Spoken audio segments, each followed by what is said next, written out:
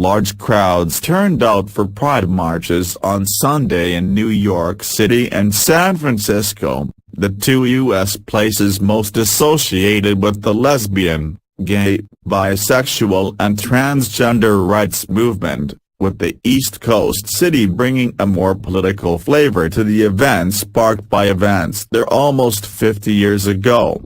Participants included Chelsea Manning, the transgender U.S. Army soldier who served 7 years in prison for leaking classified data before former President Barack Obama granted her clemency. Honored to represent the ACLU at this year's NYC Pride March, Manning said on Twitter, posting a photo of her riding in a red convertible. "Started to lose my voice from screaming so much," Manning, who was released from a military prison in May, added.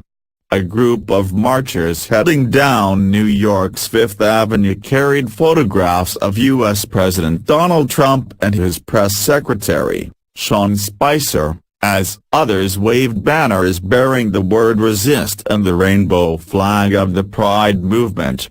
In contrast, a smattering of anti-Trump signs in San Francisco was drowned out by a desire to let loose.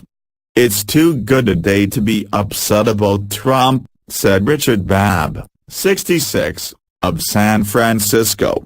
In New York, Brad Hoylman, a Democratic lawmaker in the New York State Senate, said lesbian, gay, bisexual and transgender people were under assault by the Trump administration. He already rolled back rights for transgender students, for example, and the list is on and on, he said. "So we have a lot more work to do, that's why we are here today." As a candidate, Trump promised to protect gay people.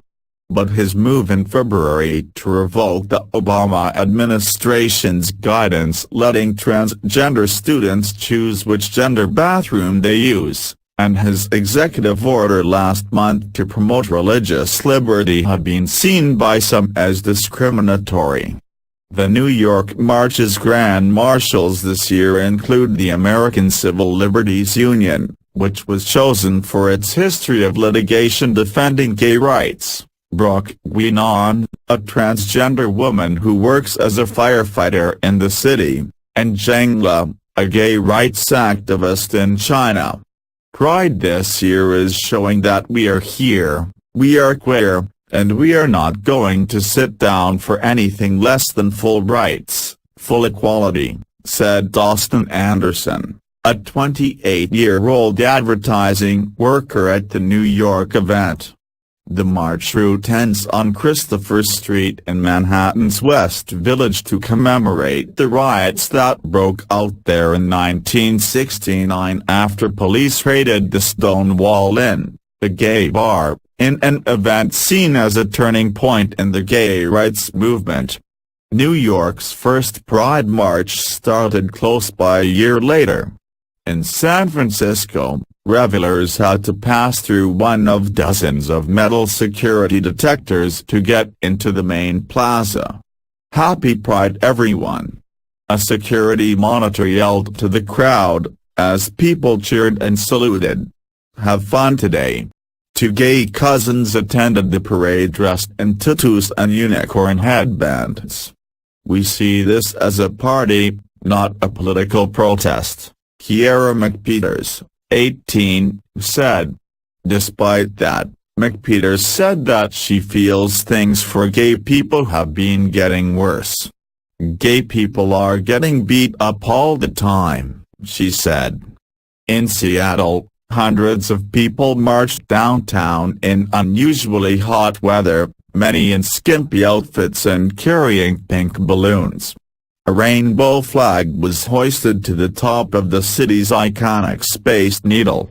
Seattle Mayor Ed Murray, the first openly gay person to hold that job, joined the parade with his husband, Michael Shiosaki.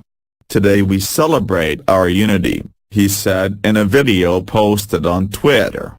The Seattle Police Department, which put rainbow-colored decals on their patrol cars, said a group of people blocked the parade route for about 30 minutes to hold a sit-in in honor of Charlie Lyles, the black mother slain by city police a week ago.